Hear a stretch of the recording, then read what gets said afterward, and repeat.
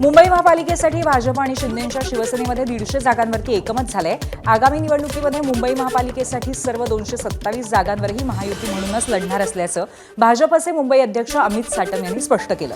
आज दोन्ही पक्षांमध्ये झालेल्या दुसऱ्या बैठकीत 150 जागांवरती एकमत झाल्याचं साटम यांनी जाहीर केलं। मुंबई महापालिकेला विकून खाणाऱ्यांना घरी बसवण्यासाठी महायुती सज्ज असल्याचं म्हणत साटम यांनी विरोधकांनाही टोला लगावला। यावेळी शिवसेनेचे मंत्री उदय सामंतही उपस्थित होते।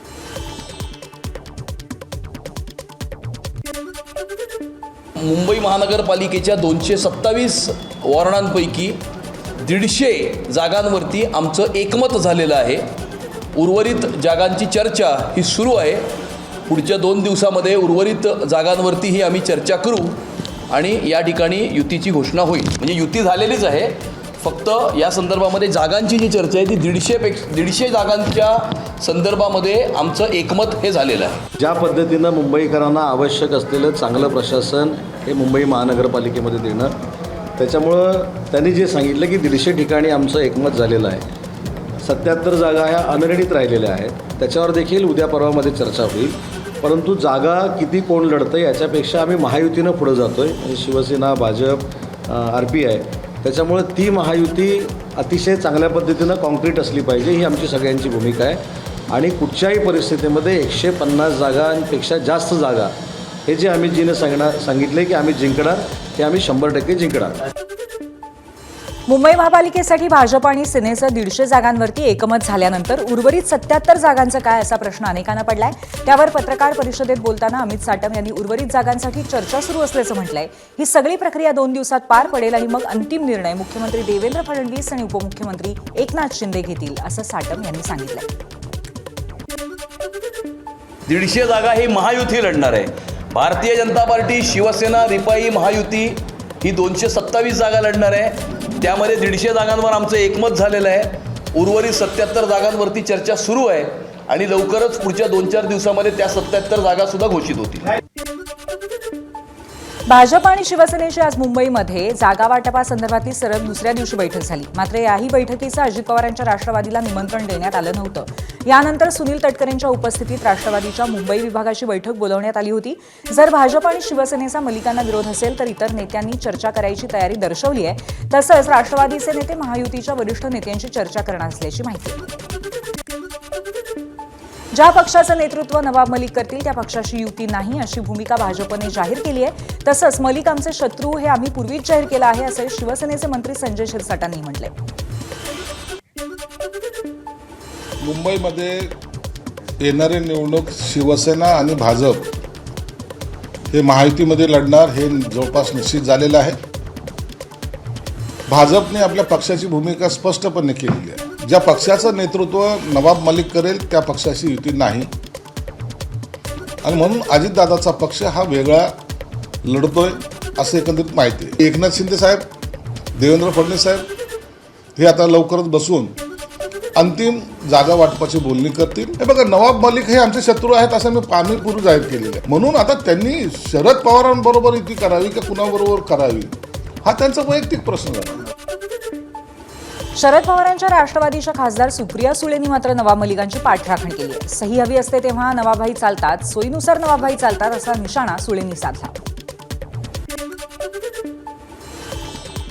मला गंमत अशी वाटते की ह्यांना नवाबभाईंची लेक चालते पण नवाबभाई चालत नाही, हे जरा जादावर आहे। आणि जेव्हा ह्यांना नवाबभाईंची सही लागते यांच्या सरकारला तेव्हा ह्यांना नवाबभाई चालतात। म्हणजे नवाबभाई ह्यांना सोयीप्रमाणे चालतात आणि सोयीप्रमाणे नको असतात। हा कुठला न्याय? नवाबभाई आणि त्यांच्या कुटुंबावर अन्याय आणि त्यांचा अपमान आणि सातत्याने हे करतात। मी जेव्हा नवाबभाई भले मग ते जेलमध्ये असतील, कोर्टात असतील, कुठे असतील, मी नेहमी त्यांच्या बरोबर त्यांच्या फॅमिलीवर कायम उभी राहीन आणि मी गेलेली आहे, कारण का मला विश्वास आहे नवाबभाईंवर। मुंबई महापालिका निवडणुकीसाठी भाजपचा जाहीरनामा पुढच्या आठवड्यामध्ये जाहीर होणार आहे। काही दिवसांपूर्वी भाजपने मुंबईकरांचे प्रश्न आणि मतं मागवली होती, त्यानुसार जाहीरनामा तयार केला जाणार आहे। तसंच पालिका निवडणुकीसाठी वॉर रूम तयार केली जाणार आहे। मुंबई भाजपकडनं 30 दिवसांची आखणी करण्यात आली आहे। महापालिका निवडणुकांसाठी भाजपकडनं मायक्रो प्लॅनिंग करण्यात आलंय। कार्यकर्त्यांसाठी 40 कलमी कार्यक्रमांची आखणी केली आहे आणि संघ पदाधिकाऱ्यांशी समन्वय साधून प्रचाराची रणनीती आखण्याचे निर्देश देण्यात आले।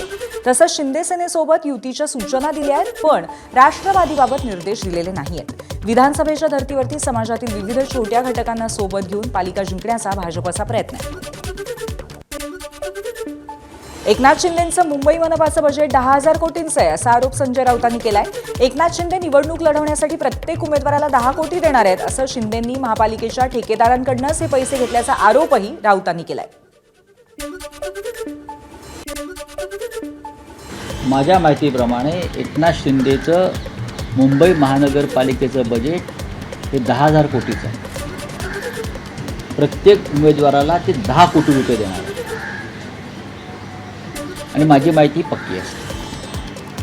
विचार करा, नगरसेवक फोडण्यासाठी 5-5 कोटी रुपये आधी दिले आणि आता निवडणुका लढण्यासाठी 10-10 कोटी देणार. आणि महाराष्ट्रामध्ये शेतकरी कर्ज फेडण्यासाठी खाजगी सावकाराकडे कर्ज फेडण्यासाठी आपली किडनी विकतो. यांना लाज वाटली पाहिजे. मुख्यमंत्र्यांना आणि उपमुख्यमंत्र्यांना लाज वाटली पाहिजे. अजित पवारांची कोणतीही युती म्हणजे भाजपशीच हात मिळवणी. अजित पवार हे भाजपचे हस्तक आहेत असं वक्तव्य संजय राऊतांनी केलंय. तसंच त्यांनी दोन्ही राष्ट्रवादीच्या युतीवरनं टीका केली आहे. हे अमित शहाचे पक्ष आहेत.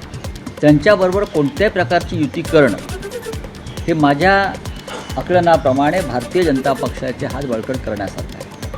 कारण अजित पवार हे काही झालं तरी अमित शहा आणि भारतीय जनता पक्षाच्याच पाठीशी उभे राहतील. ही त्यांची व्यक्तिगत मजबुरी आहे, त्यांच्या कुटुंबाची मजबुरी आहे.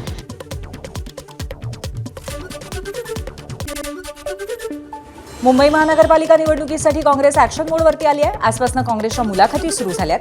खासदार वर्षा गायकवाडांकडून उमेदवारांच्या मुलाखती घेण्यात येत आहेत.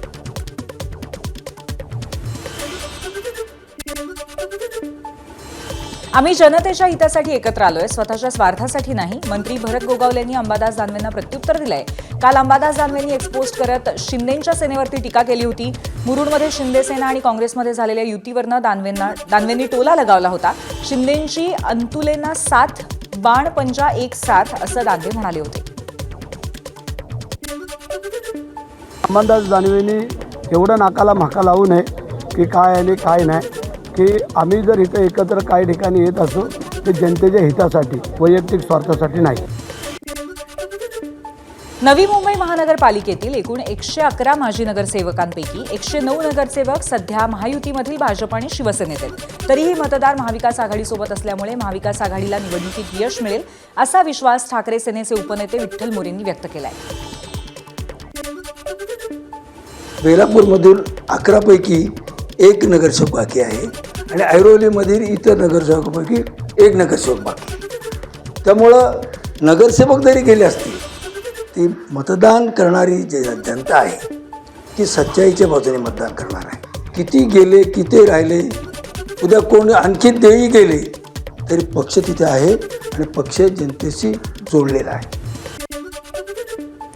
ठाणे महापालिकेच्या निवडणुकीसाठी शिवसेनेला सोबत न घेण्याची भूमिका भाजप पदाधिकाऱ्यांनी घेतली आहे. सर्व 18 प्रांत अध्यक्षांनी शिवसेनेसोबत युती नको असल्याचं पत्र जिल्हाध्यक्षांनी आमदारांना दिलंय. युतीमुळे भाजपचं नुकसान होत आहे आणि आपली स्वबळावरती लढण्याची तयारी असल्याचं भाजप पदाधिकाऱ्यांनी म्हटलंय.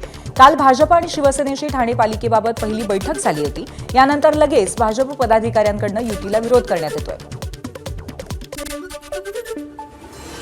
मुंबईतल्या सर्व 227 प्रभागांमध्ये महायुतीच्या उमेदवारांच्या प्रचाराची जबाबदारी शिवसेनेकडनं वेगवेगळ्या नेत्यांना देण्यात येणार आहे. तसंच शिंदेंच्या शिवसेनेकडनं इच्छुक उमेदवारांच्या मुलाखती रंगशारदा इथे घेण्यात येत आहेत. तर 227 जागांसाठी शिवसेनेकडे 2000हून अधिक इच्छुकांचे अर्ज आल्याचीही माहिती आहे. वसई विरार महापालिका निवडणुकीसाठी भाजपमधील इच्छुक उमेदवारांच्या मुलाखती पार पडल्या. 150 जागांसाठी 850हून अधिक इच्छुक उमेदवारांच्या मुलाखती घेण्यात आल्या. यानंतर आता 23 डिसेंबरला भाजपची पहिली यादी जाहीर होणार आहे. वसई विरार महापालिकेसाठी भाजप आणि शिवसेना एकत्र लढणार आहेत. राज्यातल्या अनेक नगरपालिकांसाठी 2 डिसेंबरला मतदान पार पडलं असलं तरी बहुसंख्य नगरपालिकेच्या निवडणुका पुढे ढकलल्या गेल्या होत्या. येत्या 20 डिसेंबरला उर्वरित 20 नगरपालिका आणि 4 नगरपंचायतींसाठी मतदान होणार आहे. उद्या तिथल्या प्रचाराच्या तोफा थंडावतील. अशातच मुख्यमंत्री देवेंद्र फडणवीसांच्या आज अनेक ठिकाणी सभा पार पडणार आहेत. फलटण, मुखेड आणि देवळी गावामध्ये मुख्यमंत्री फडणवीस प्रचार करतील. तसंच दोन्ही उपमुख्यमंत्री सुद्धा आज प्रचारासाठी दौरे करतायत. उपमुख्यमंत्री एकनाथ शिंदे आज अमरावती जिल्ह्यातील अंजनगाव सुरजीच्या दौऱ्यावरती आहेत, तर अजित पवार हे बारामतीमध्ये सांगता सभा घेणार आहेत.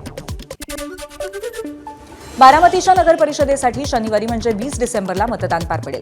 बारामतीमध्ये नगराध्यक्षपदासाठी चौरंगी लढत होणार आहे.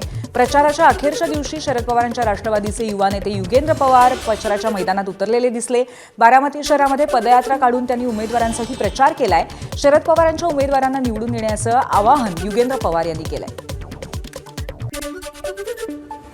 चांगलं वाटतंय. हे सगळं प्रेम हे पवार साहेबांवर आहे. पूर्वीपासून पवार साहेबांची बारामती म्हणून या बारामतीची ओळख आहे. इथं आपण 4 उमेदवार दिलेत वॉर्ड नंबर 13 आणि 14 मध्ये, आणि आपल्याला खूप चांगला प्रतिसाद तसा तिथं बघायला मिळतोय. लोकांनी ही निवडणूक हातात घेतलेली आहे. त्यांनी ठरवलंय की बारामतीमध्ये नगरपालिकेत परिवर्तन आपल्याला करायचंय. चांगल्या नगरसेवकांना आपल्याला तिथं निवडून द्यायचंय. पुण्यात दोन्ही राष्ट्रवादी एकत्र येण्याच्या चर्चा सुरू असताना शरद पवारांच्या राष्ट्रवादीने इच्छुकांच्या मुलाखती घ्यायला सुरुवात केली आहे. पुण्यामध्ये महापालिकेच्या 165 जागा आहेत आणि शरद पवारांच्या राष्ट्रवादीकडनं 341 इच्छुकांनी मुलाखती दिल्या आहेत. राष्ट्रवादीचे पुणे शहराध्यक्ष प्रशांत जगताप, अंकुश काकडे, आमदार बापू पठारेंसह अन्य नेत्यांच्या उपस्थितीत या मुलाखती पार पडल्या. पुण्यामध्ये ठाकरेंची शिवसेना शरद पवारांच्या राष्ट्रवादीसोबत जाण्याच्या विचारात आहे. ठाकरेंच्या शिवसेनेचे आमदार सचिन अहिर यांनी हे जाहीर केलेलं आहे. मात्र त्यांनी अजित पवारांच्या राष्ट्रवादीसोबत युती केल्यास आम्ही त्यांच्यासोबत जाणार नसल्याचं सचिन अहिर यांचं म्हणणं आहे. आले तर आम्ही त्याच्यामध्ये राहणार नाही, कारण आम्ही स्पष्ट भूमिका केलेली आहे की जर राष्ट्रवादीवर जायचं असेल तर राष्ट्रवादीने वरचा पाठिंबा काढावा किंवा त्यातून बाहेर पडावं किंवा पुढे काय करणार त्याची स्पष्टता करावी. राज्यामध्ये आम्ही एक लढाई लढायची आणि स्थानिक निवडणुकीसाठी आम्ही ताळमेळ करायचं आणि साटेलोट करायचं हे चालणार नाही. बरं. सांगलीमध्ये महापालिका निवडणुकीची उमेदवारी जाहीर होण्यापूर्वी इच्छुक उमेदवारांकडून प्रचार करण्यात येतोय. अजित पवारांच्या राष्ट्रवादीचे माजी नगरसेवक विष्णू मानेंनी आपल्या प्रचाराचा नारळ फोडलाय. महायुतीचं अजून चित्र स्पष्ट झालं नसताना मानेंनी आपल्या उमेदवारीचा विश्वास व्यक्त करत प्रचार सुद्धा सुरू केलाय. कोल्हापुरामध्ये एकूण 4,94,711 मतदार आहेत. यात पुरुषांपेक्षा महिला मतदारांची संख्या जास्त असल्याचं पाहायला मिळतंय. यामध्ये पुरुष मतदार 2,44,734 तर महिला मतदारांची संख्या 2,49,940 इतकी आहे. त्यामुळे कोल्हापूर महानगरपालिकेची सूत्र कोणाच्या हाती द्यायची हे ठरवताना महिला मतदारांचा कौल महत्त्वाचा ठरेल. नागपूर महापालिकेसाठी काँग्रेसकडनं इच्छुकांच्या मुलाखती घेण्यात येत आहेत. 151 जागांसाठी काँग्रेसमध्ये 1500 इच्छुकांनी अर्ज केलाय. नागपूरमध्ये काँग्रेस स्वबळाच्या तयारीत असताना प्रदेश नेतृत्वाकडनं आघाडी करण्याच्या सूचना देण्यात आलेल्या आहेत. काँग्रेस शहराध्यक्ष आणि आमदार विकास ठाकरे मुलाखती घेत आहेत. अकोला महापालिकेमध्ये ठाकरेंची शिवसेना आणि मनसेची युती झाली आहे. अकोल्यामध्ये मनसे आणि ठाकरेंच्या शिवसेनेची बैठक झाली. अकोल्यात ठाकरेंची शिवसेनेने मनसेला 8 जागांचा प्रस्ताव दिलाय आणि मनसेने प्रस्ताव मान्य केल्याची प्राथमिक माहिती सूत्रांनी दिली आहे. येत्या 2 ते 3 दिवसात दोन्ही पक्षातील वरिष्ठ नेते अंतिम निर्णय घेऊन घोषणा करतील, असं दोन्ही पक्षांच्या जिल्हा प्रमुखांनी सांगितलं. एबीपी माझा, उघडा डोळे बघा नीट.